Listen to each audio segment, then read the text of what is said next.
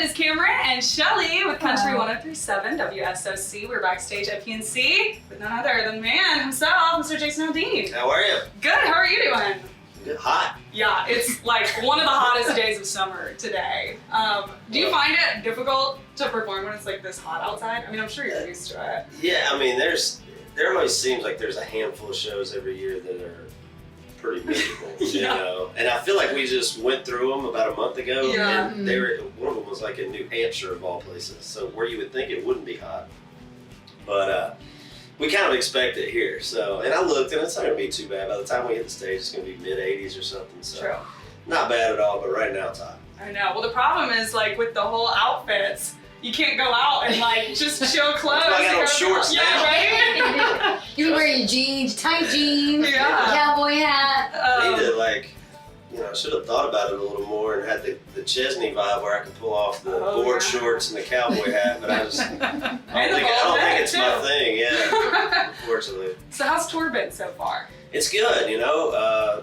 It's been great all year. I've had Carly and Kane out. DJ Silver, who's almost like a given these days that he's going to be out with us, but it's been great. And we got this weekend and I think 2 more weekends after this, and we kind of wrapped the tour. We got 1 stadium show in October down in Texas, and then we go in December, we go out to Vegas and do a residency for a few days out there, and that's kind of it. But the tour actually wraps in a couple weeks, and it's been great. Yeah. What's the wildest thing or cool story backstage that's happened from this tour? Yeah. I've settled down now. Man, I could have told you some of those stories back in the day, but now, you know, Kane's about to have a baby. Carly's getting married. engaged. I got my kids out here. It's it's like Disneyland out here now. Way different, because I've known Jason for over 14 years. Yeah. I mean, I think since 2005, and I remember being at your very first #1 party in Nashville. There's probably some stories from that. And there was a lot of stories. But I was thinking about it earlier today. It really just is mind-blowing, because literally, and correct me if I'm wrong, it's like 8 albums and way over 24 singles later. It's pretty wild. You're just still full steam ahead with music. It's crazy, you know. I think about it all the time, and we, you know, getting ready to release the 9th album in November, and you know, I posted a picture today that was from 2008, you know, a show that we were playing in 2008, and which seems like forever ago, and we were even out before that, you know. So it's just crazy to think that on that first album, you know, we had no idea what was in store, you know, what was going to happen with that record, and you know, we put out Hicktown, we were sitting there with our fingers crossed going, man, we just hope this thing cracks the top 20, you know, and I think it got to number 9 or something. It was like our first, you know, top 10, and then Wow was a number 1, you know, and then then the second album we took a little dip on the second record. It didn't quite do as well as that first one, so it was like, all right, we had to kind of regroup a little bit. We went back in on the 3rd album, and She's Country, and those things started to hit, and it just exploded. And now you're the Dick Clark Award-winning Artist of the Decade.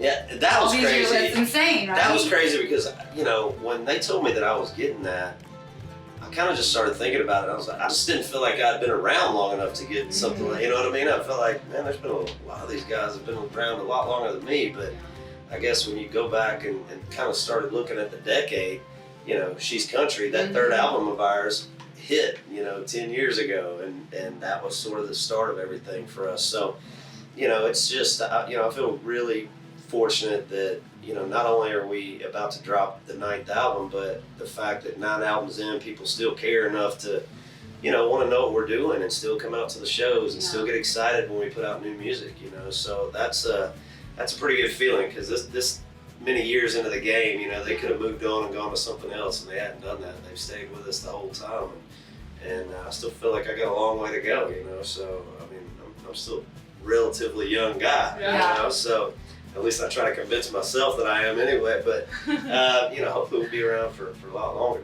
You know, are your kids taking any interest in singing? You know, like your older girls, your daughters, the older girls. My 16-year-old is turning into like a little guitar virtuoso. Wow. She's learning to play lead guitar, and really good. Like, surprised. I mean, she really surprised me at how quick she picked everything up. And for her 16th birthday, you know, I wanted to get her something that she would always have. Car, you know, you're gonna get them a car and they're gonna drive it for a while, then they're gonna get rid of it and move on to the next thing. So she had been playing one of my old guitars that I had on the road that I let her kind of borrow. So I went and she wanted a Les Paul because she loves Slash from Guns N' Roses. Yeah. So for her 16th birthday, we bought her a Les Paul. Wow. And so she's got the bug for sure. And then, you know, Kendall just turned 12, so I don't really know with her yet. She kind of doesn't really care about anything at this point, you know, she's just a kid. Yeah. And then, you know, obviously the two babies, Memphis, I have yeah. no clue, but Keely, I'm 1 for 1 so far, and I don't know if that's a good thing or not. We'll see. Well, I know you're super busy. I do want to ask you about your album coming out in November, though. What can you tell us about that? Well, you know, I think it's sort of the same thing with us with every album. I mean, we want to go in and find great songs, and I feel like, you know, it kind of starts there. So whatever songs you find, that's kind of what dictates the direction the album's going to go. And, you know, with this album, we got some of our guys that have written for us in the past, but we also kind of locked on to some new writers that kind of brought in some new things to the record, and it's really cool. So I told them when I turned the album in, I always hate, you know, going in there, and I feel like every time an artist records an album, they always go in and say, man, this is the best thing I've ever done. And I just feel like that's kind of cliche, but I did go in there and turn it in, and I said, man, I'm not going to sit here and say it's the best thing I've ever done, but it's pretty special. Like this is a record that I'm really, really proud of, and just from everything from songs to just the production. You know, I don't know, it was just kind of one of those special albums that we, you know, haven't really felt like, you know, we've had one of these. I mean, I felt like Rearview Town was a really cool record too. But, you know, kind of before that, it was like, you know, it'd been my kind of Party and Night Train were the last two that I really was excited about like that. And so this was one of those. And so it's different, you know, it's got some really traditional sounding, you know, country songs on it. It's got some of the big up-tempo bangers that I like. And then, you know, it's got some things that are a little more, you know, pop-oriented for the, you know, You Make It Easy kind of thing, you know, stuff that's more in that vein. And then, you know, it's pretty well-rounded, so I'm excited for people to hear it kind of top to bottom and hear all the different kind of influences that are on it. Yeah, well, we're Me too, excited I know, I too. can't wait. I'm sure hopefully we'll hear some of them tonight, right? Yeah, definitely the single. Definitely Okay, the single. yeah. We haven't been off the road really long enough to start working up any of the new stuff from anything other than the new single, but the new single, We Back, will be back for sure. Awesome. Nice. Well, thank you so much for taking the time and sitting down with us. My pleasure. Thanks for having me.